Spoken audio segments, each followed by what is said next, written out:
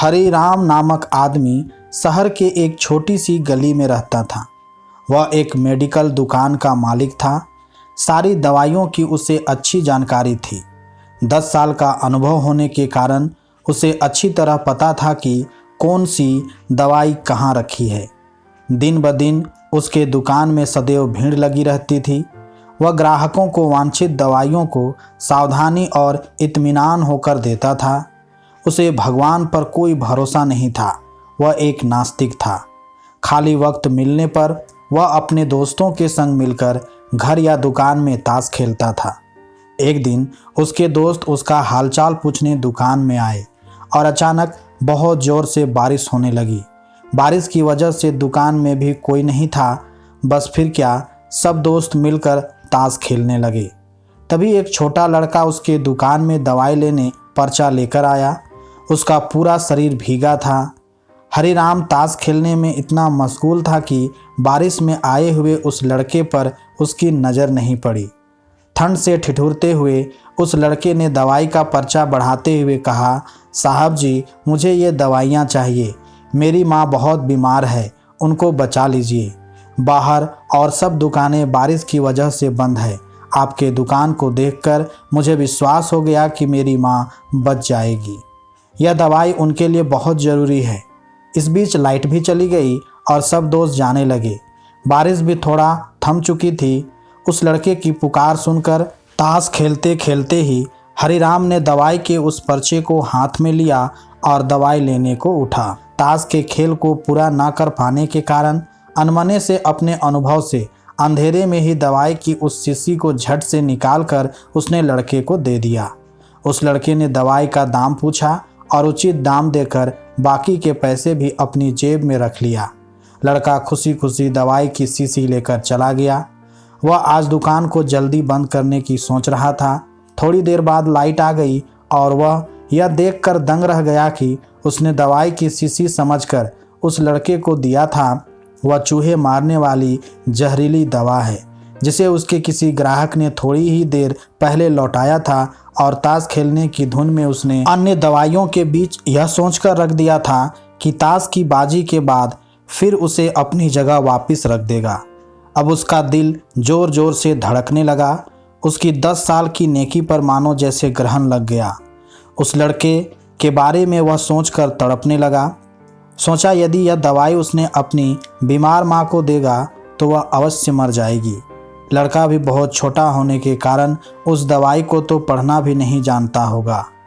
एक पल वह अपनी इस भूल को कोसने लगा और ताश खेलने की अपनी आदत को छोड़ने का निश्चय कर लिया। पर यह बात तो बाद के बाद देखी जाएगी। अब क्या किया जाए? उस लड़के का पता ठिकाना भी तो वह नहीं जानता। कैसे उस बीमार माँ को बचाया जाए? हरिराम को कुछ सूझ नहीं रहा था। घर जाने की उसकी इच्छा अब ठंडी पड़ गई। दुविधा और बेचैनी उसे घेरे हुए था। घबराहट में वह इधर उधर देखने लगा।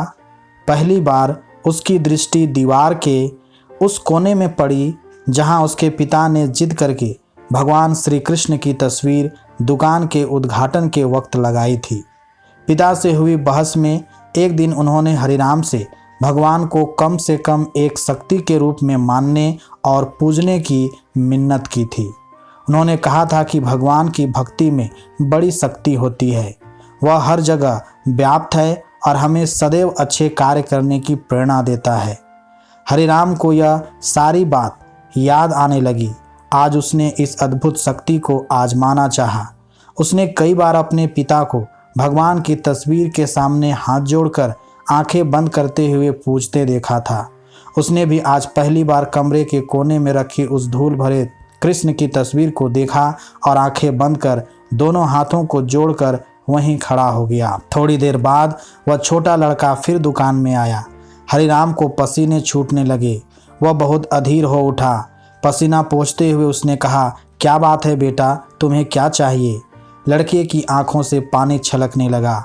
उसने रुकते रुकते कहा, बाबूजी, माँ को बचाने के लिए मैं दवाई की शीशी लिए भागे जा रहा था।